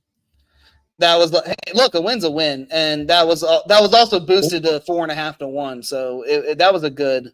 Oof. That was a decent way to end Monday, even though my Chiefs ticket didn't hit. So I more or less actually broke even on it. But yeah. Any final takeaways just on the week? Before we get to, I'll get to my records. I know I haven't done it in a few weeks. I do have very updated witchy numbers. week. Very witchy week. That's where I'll leave it. Yeah, witchy and very, very hard to stomach some of these games. Kind of like this curveball whiskey, just very hard to stomach, but you just got to do it. But yeah. On that note, oh dang, I lost it. That's okay. All right, I'm gonna take the banner down. Maybe I'll try to create it real quick. But here we go. We got the Thanksgiving games. I'll introduce it. Money management. I'm gonna defer to you to go first while I do this. Yeah, but first game we got, it's Thanksgiving, and just to give you guys a teaser, 2 of my best bets are going to be within 4 of these games. Whoa, okay. Whoa. So it's going to be exciting. I'll introduce the first one. We got the Green Bay Packers traveling to Detroit for the 12:30 game. Packers are 7.5-point road dogs. They're plus 290 on the money line. Lines are minus 360, and the over-under is currently 46.5. These odds are, as always, presented through FanDuel. Detroit getting 82% of the money on the spread and 75% of the bets on the spread. Money management, are you taking Detroit as a home favorite again, or are we going with the Pack? Back on the Lions, Aaron Jones probably not going to play in the game. That's a big loss for the Packers. And I mean, I know Detroit's defense has struggled, so that's a bit of a red flag there. We saw what happened with the Chargers last week when the defense struggled. But the Packers, I mean, they scored over 20 for the first time in a long time. They were at home last week. I just still don't think this Packers team is any good. Detroit really played one of their worst games of the season last week, was able to come out with a win against the Bears. I don't know, man. Thanksgiving, Dan Campbell at home. Crowd's going to be rowdy against the Packers. I think the Packers have lost 6 straight against the Lions now, or failed to cover, actually, 6 straight in Detroit. Lions, 7 straight wins against the NFC North now. This is a Lions play or nothing to me, and I actually have quite a bit of confidence in the Lions to cover this number. I think this is the sleepy opening game where I think the Lions could very easily win this by 2 touchdowns. I like the Lions here. Gotcha. Dog? No, I'm kidding. I'm fucking with you. No, not dog of the week. This is a no play. All right. I can't play. This is a no play for me. Here's my handicap, though. If I have to play this, it's Packers with the points. And here's why. Jared Goff and the Lions, they're 0-2 straight up on Thanksgiving. 1-1 ATS, but they haven't won on Thanksgiving since 2016. They're actually 6-17 straight up on Thanksgiving if you go back to to the year 2000. I don't want to back the Packers, but there's just a lot of games on Thanksgiving since we've been doing this. I fucked up the handicaps. And this is normally a week me and you are not successful in because we give these types of handicaps where it's like, Detroit's definitely the better team. They're playing up against the shit guy. And what happens? Detroit lays an egg yet again. And last week for me was like a test where it was like, okay, is this Bears team that bad? Is this game going to be close? And the Lions, I just feel like this late in the season, that was not the performance I wanted to see before I lay 7.5 on them. And now you want me to do it again with Green Bay, who was coming off a good win against the Chargers at home, short rest. And now, mind you, these teams did play on Thursday night earlier in the season, and Detroit mollywopped them in Lambeau. So I think you have every good reason to take the Lions. this is just the one spot I don't know if I want to lose money on this yet again. Didn't Jordan Love struggle in that game against? Oh, terribly. Yeah. Oh, yeah, that was the bachelor party week. I remember that. Yeah, that was the bachelor party weekend. Another Thursday game, too. And look, I don't want to back the Packers, but, the Packers haven't won or covered 4 straight on the road this season. They're a road division dog who has been terrible to bet on since week 5. Like, I think I have the number here. I'm just going to remind you they were on your auto fade list a week ago. So yeah, they were. But that's why it's a no play. They won and covered last week, but so now they're off, but they're a no play. Road dogs since week 6. 2-13 straight up, 3-12 ATS. Not a spot you really, really want to bet here unless you have a really good reason. I don't really have the best reason to take the Packers here. I just don't really know if I want to lay this amount of points on the Lions on Thanksgiving. This isn't a spot they normally do well in, so it's like, why do I want to do it now? Matt LaFleur, 2-7 ATS against the Lions as a coach. Packers have won and covered 3 straight on the road on Thursdays, but that was with Aaron Rodgers. And like I said, this is a no play. And for me, this is an under 46.5. For me, I do expect the Lions, for whatever reason, to either struggle or I expect them to be in a game managed situation where they're just not going to let Goff throw 3 picks. I mean, Goff is coming off one of his worst performances on the year. Yeah. So you wonder if it's just going to be hand the ball to Jahmyr Gibbs, hand the ball to David Montgomery, let them do all the work. So I could see that being a play. I could see Green Bay struggling again against this Detroit team who's had their way with them before. So under play for me. Yeah, under play for me as well. The Packers deadbolt under team, 5 of the last 6 to the under. And I think, like you said, I could see this being a little bit of a – I still think Detroit could cover. I could see this 27-13, like something like that. I mean, I don't – Sure. I don't like Detroit's defense, but I could see a couple, like, turnovers here for Jordan Love. He struggled the first game against Detroit, so I don't really have high hopes of him doing well on the road.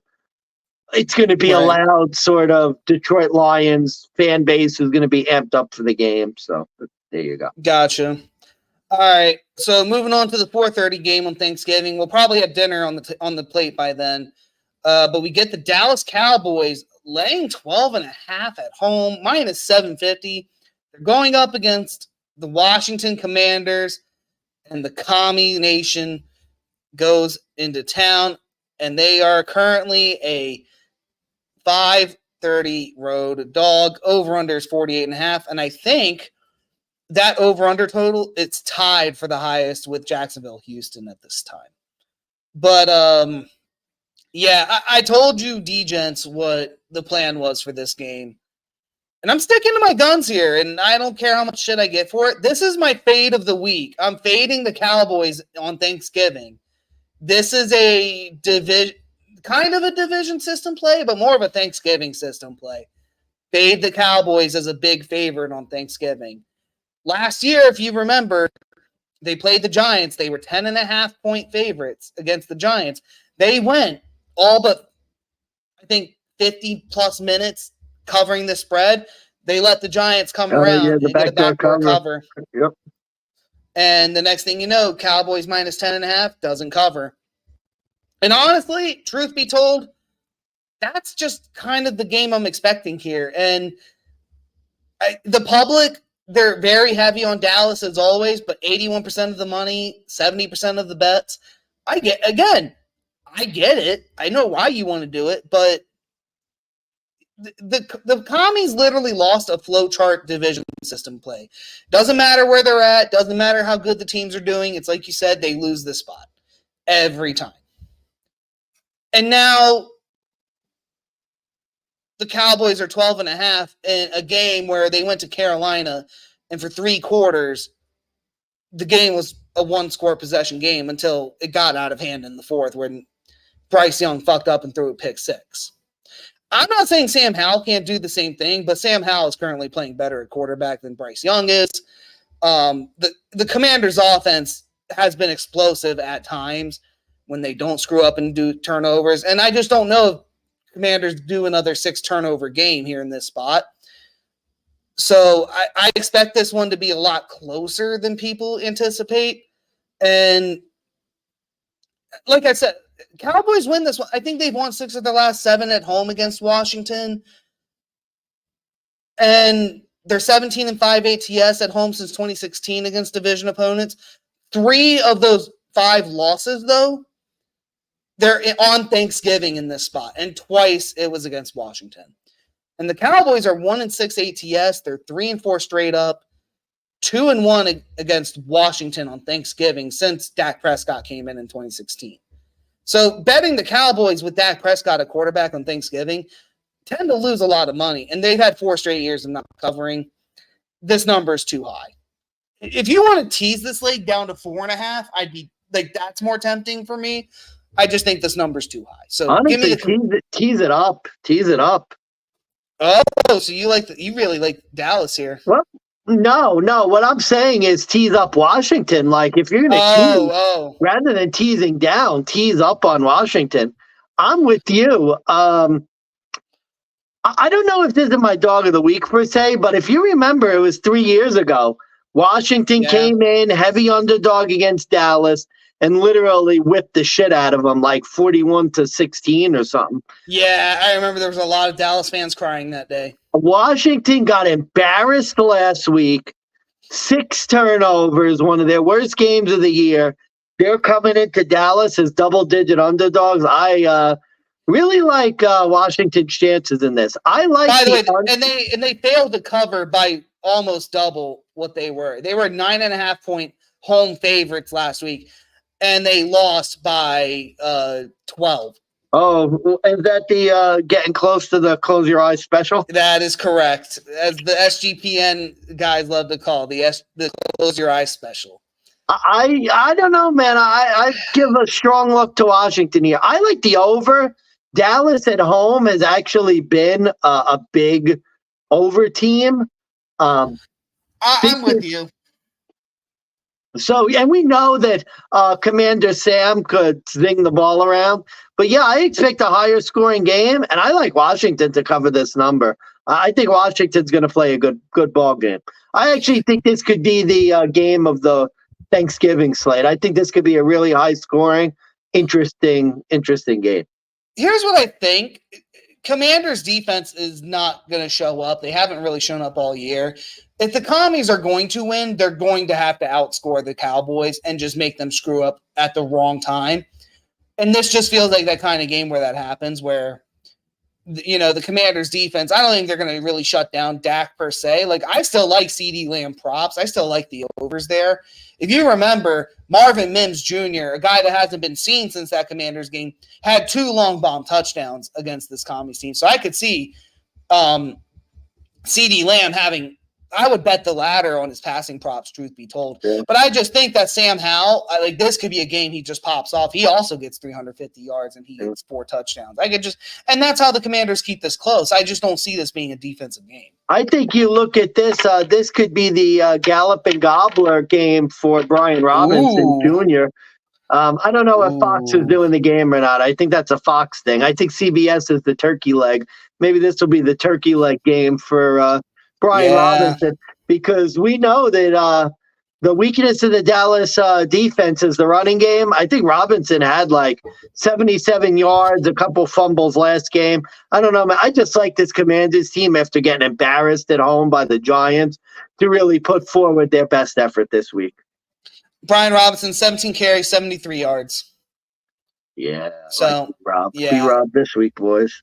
Yeah, B-Rob props. That could be a good play. All right. We got the third Thanksgiving game. NFC West rivalry matchup. This one's interesting, folks. We got the 49ers traveling to Seattle. -7 road favorites, -330 going up against Seattle, +265 on the money line, over under 43.5. Monty Mansman, it's the NFC West. I know it's your favorite division in the whole wide world.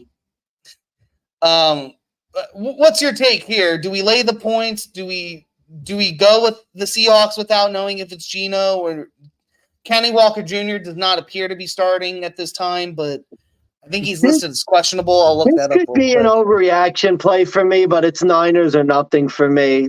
With the questions about Geno Smith and this Seahawks team seems to be trending in the wrong direction. Like, I don't know. I feel like I'm probably buying high on San Francisco and selling low on Seattle.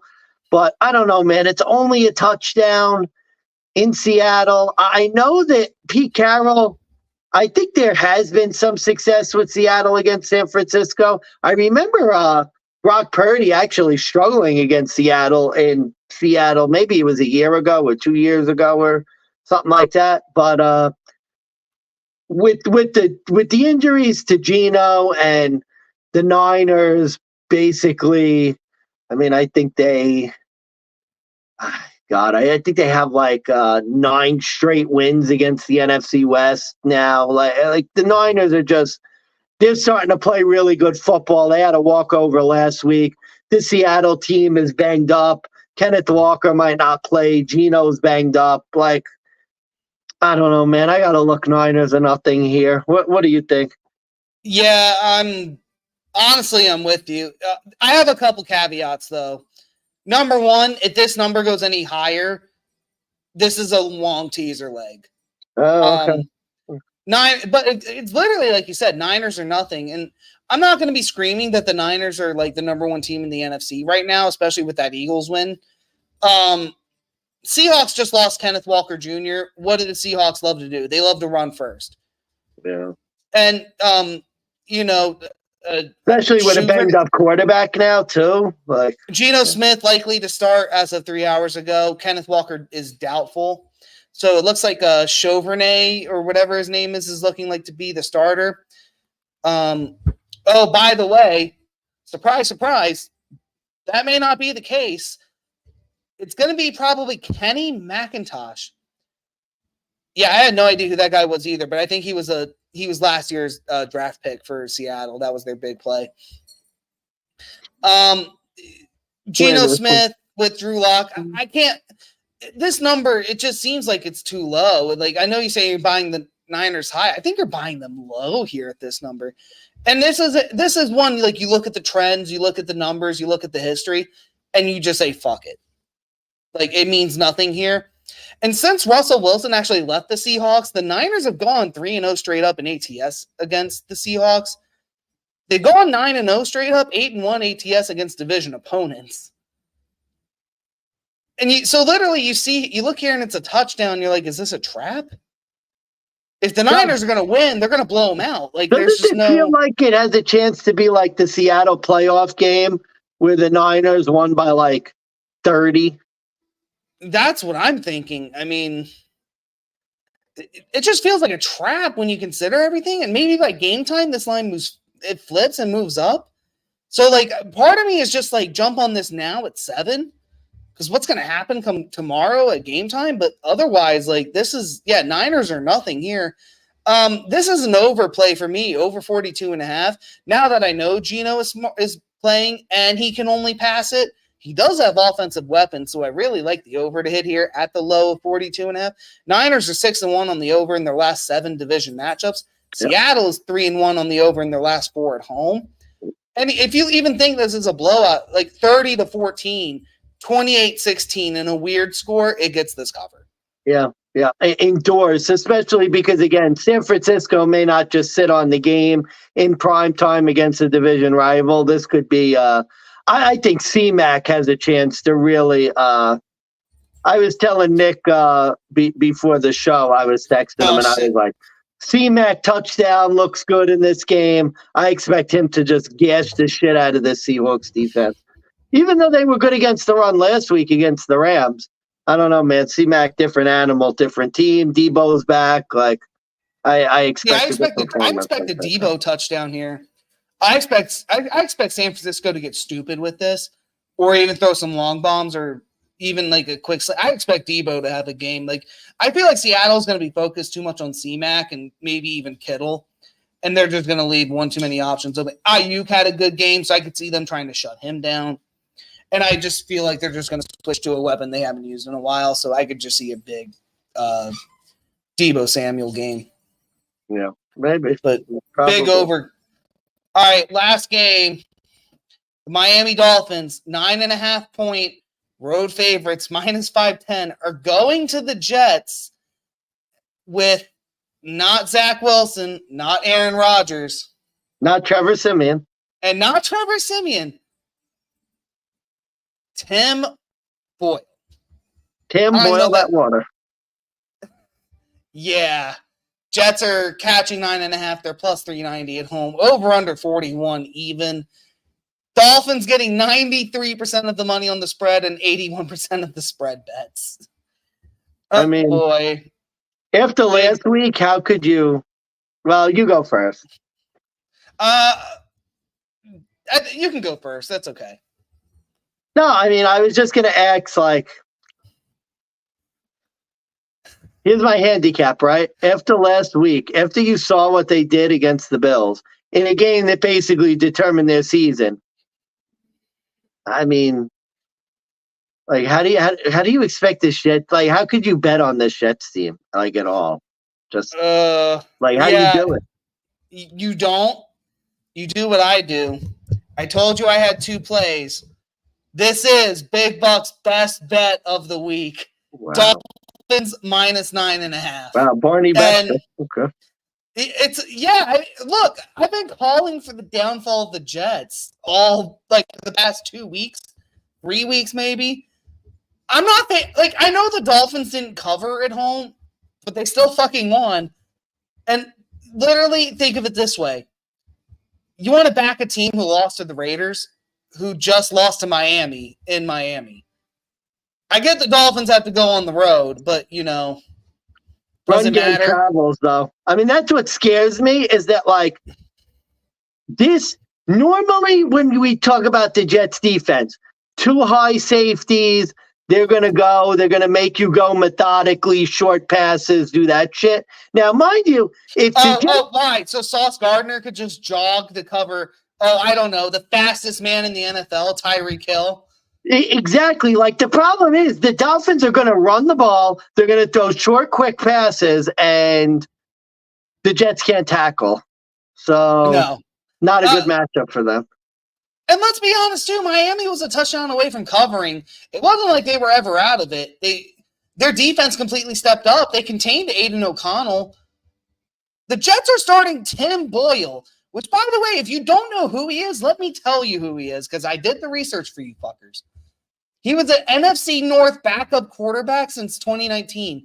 0-3 record as a starter when he took place for Jared Goff in 2021.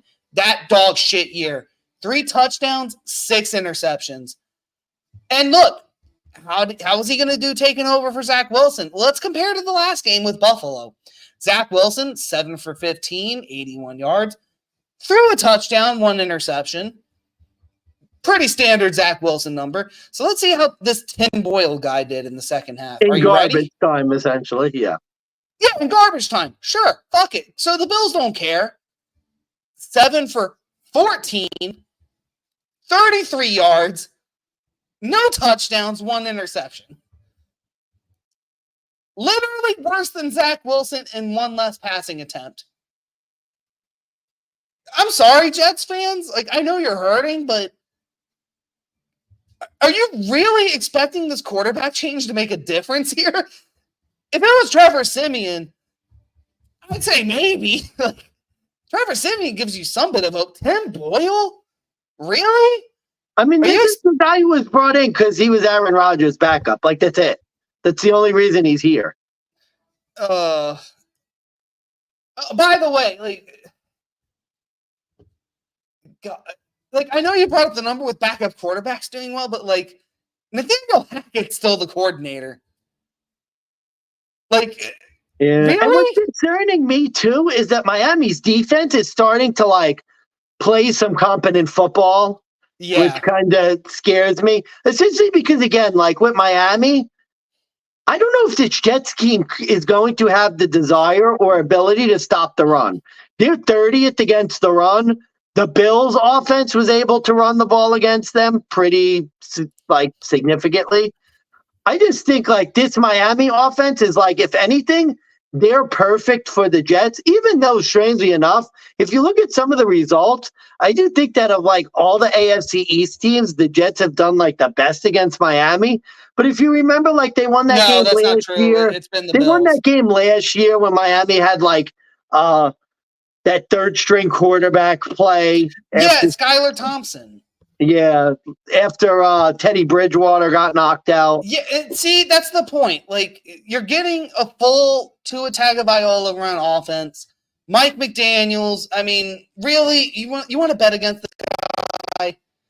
No, With Robert, really? No, you don't. And no, but again, think of it this way too. So let's just say, for the sake of argument, I think Tim Boyle is going to be worse than Zach Wilson. Bold statement. I'm saying that now.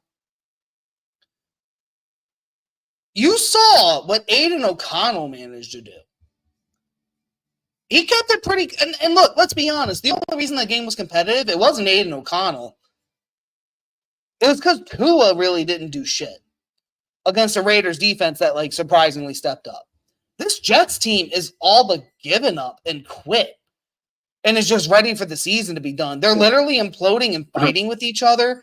They put in a third-string quarterback to start this game. Well, I mean, that's the question, though. Do they get a boost with Tim Boyle? Does the defense come out? How do you get a boost with Tim Boyle, a guy who's his highlight reel is 6 interceptions? That's going to be your boost? If it was Trevor Siemian, I'd be completely on the other side. I'd say, you know what, Trevor Siemian, he's completely serviceable. I've seen what he did with the Broncos. I've seen what he's done with the Bears. He may not win, but he might keep this close. He gives you a real chance. Mike White gave the Jets a real chance. As much as I hated to admit that, as much as I still do, Mike White gave this guy a chance. Tim Boyle sucks. Although the problem is, too, isn't Miami a good first half team as well? Not lately. I thought I saw hold on. I'm going to look at my phone, so ignore the video change. But literally, imagine you see what Aiden O'Connell does to this Dolphins team. You have Tim Boyle now. But that's the thing. I think Aiden O'Connell's better. Aiden O'Connell is 100% better than whatever the Jets have. That's literally my point. Now imagine your team lost to Aiden O'Connell, and now you're going up against Miami. What the hell are you going to do when Miami runs the ball down your fucking throat? And what are you going to do when the Jets secondary gives up again? I mean, I'm going to say this. Ty Johnson had 2 touchdowns against the Jets. Ty Johnson. Wow. The ex-New York Jet, the backup New York Jets running back, Ty Johnson. Sweet fucking Jesus. I can't do that. Literally, I didn't even know he was on the Bills. It was oh shit, who's that guy? Oh, it's...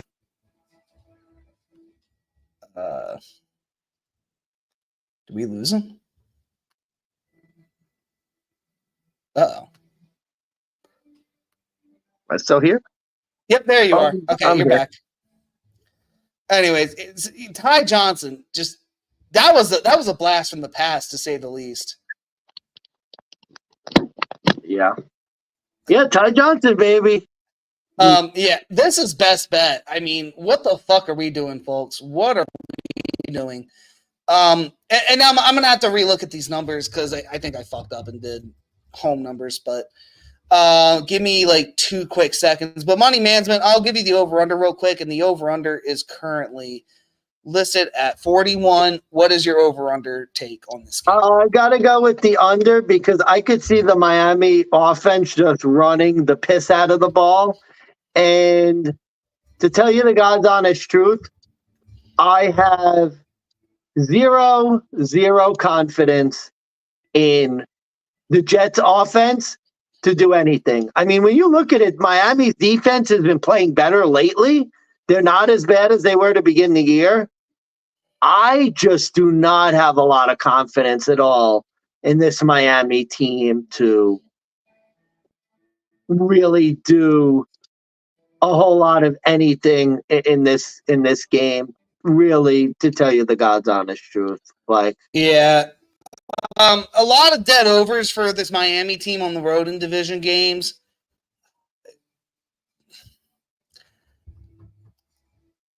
I want to play the under. I'm going to stick to the under for now because this number is going up. It was 40.5, I think, at open, but God, I could see this being close. I could see this being like 40-10. Wouldn't surprise me here. I mean, I don't really know what else to say. It's just, yeah. Well, it's your best bet. And I don't know, man. I don't know why you'd be possessed to bet the Jets here. Like, if the Jets are going to win, they're going to do it without my money because. Yeah. That's my problem. This is it's not Dolphins or nothing. This is you.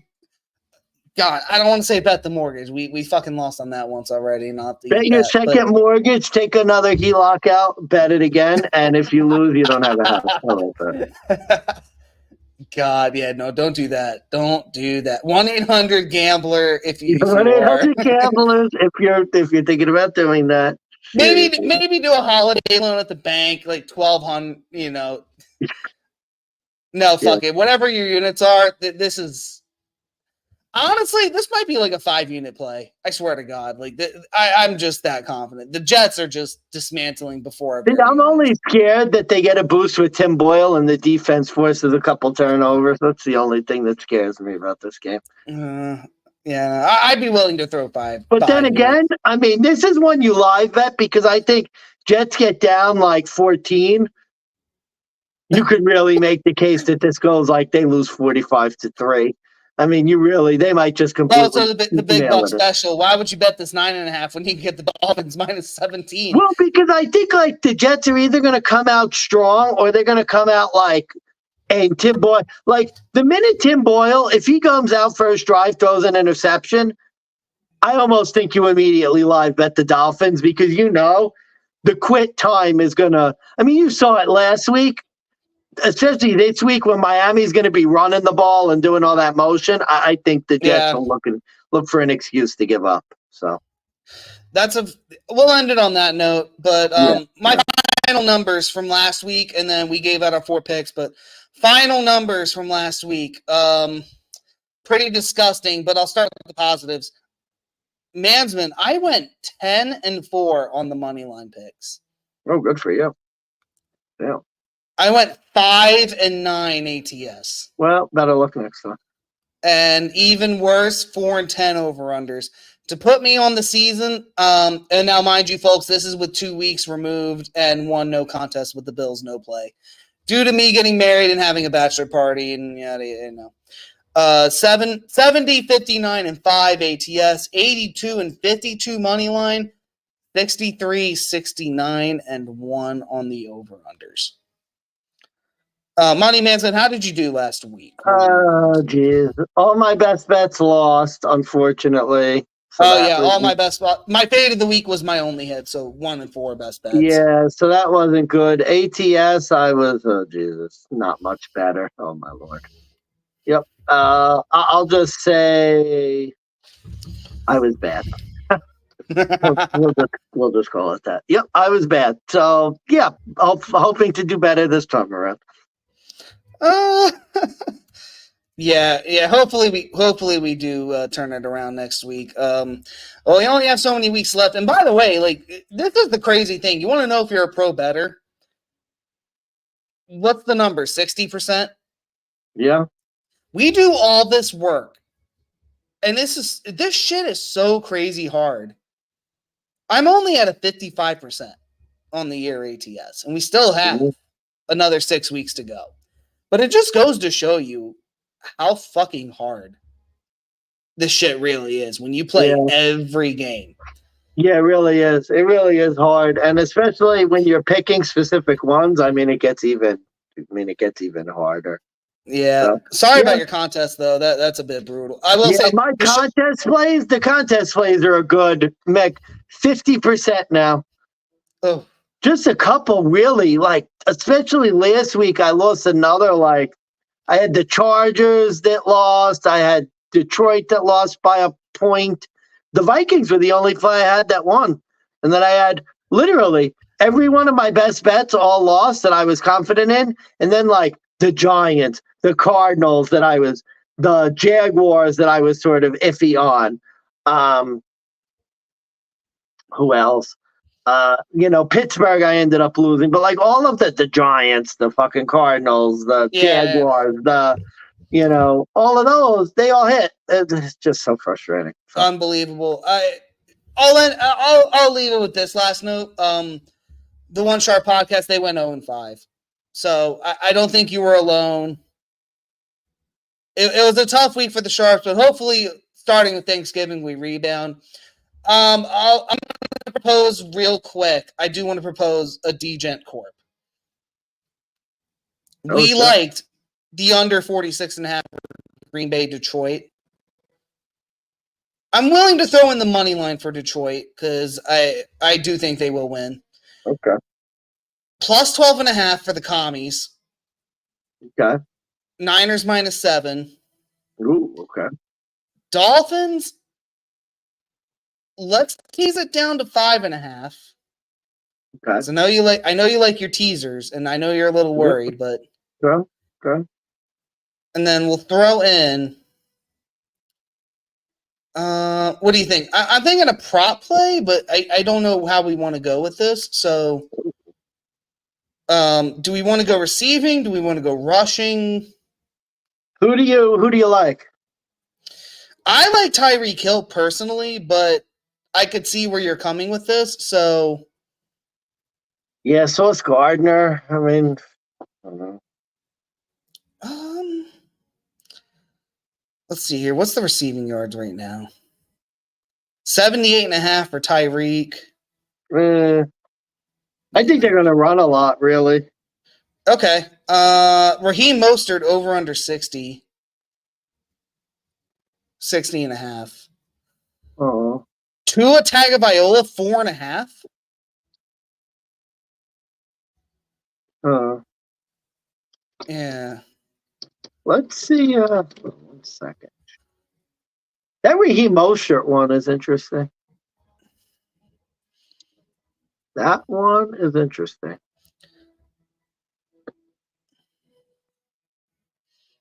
Let's see what we got here. He's cooking, folks. He is cooking. I'm going to look up Tyreek real quick. Oh, they like, okay. Huh. 65 plus rushing yards with the Dolphins as favorites following a win. 5 straight. Interesting. Ooh. Tua 6 plus rushing yards against AFC opponents. That's almost that's kind of. And we're only getting 4.5. That's very that's very sort of. All right, so if we play Tua over 4.5, we get 21-1. I don't know, man. That seems very like. Isn't that so low though that it's basically like, does he run the ball? And you might lose that if he kneels down at the end of the game. Oh, yeah. I don't know if I like that. Yeah. Let's see. Do you like C-Mac? I could play C-Mac. Well, let's see what we got for C-Mac here. I mean, I would just say anytime touchdown. You like that. But I also like the God, not Ayuk. Debo Samuel. Yeah, but C-Mac is minus 230 to score a touchdown. Kittle?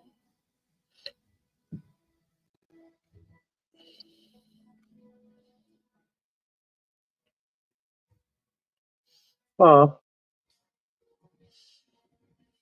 Let's see.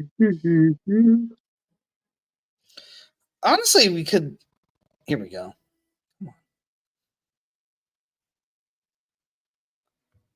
So wait, Seattle played the. Who did they play last week? The Rams. They don't have a tight end. It's the only problem. George Kittle, only 30% of games has he scored a touchdown. Yeah. Plus 140. What's the rushing yard situation?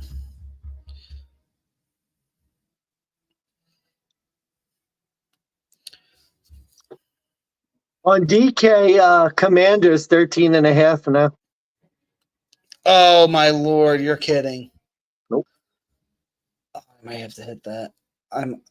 Let's Now they're see. seeing how the sausage is made. I don't want Debo rushing yards. We could do. Ooh, Brian Robinson, 6 straight games, touchdown and road games, 6 straight road games with a tutty. Oh, you want to do a Brian Robinson tutty? Oh, that maybe. I played that last week and lost though, unfortunately. Double down. Plus 125. What can't be? Oh, that might be why. What's Brian Robinson's rushing yards? Over 44.5. We need that. We have to hit that. There's no way. Okay.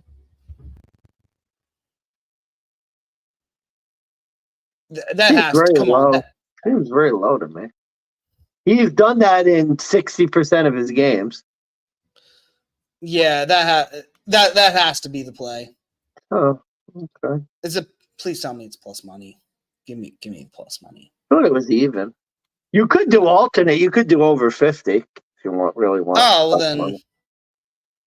Yeah, honestly, I might just do that. Yeah, 15th against the run, 109 rushing yards given up per game. So we're, you know what? We'll do it. All right, so plus 140 for Brian Robinson, 50 yards. 19-1. Not as good as 21-1, but that's okay. That's not bad. DGen parlay. DGen parlay. Lions money line under 46.5. Commies plus 12.5. Brian Robinson 50 rushing yards.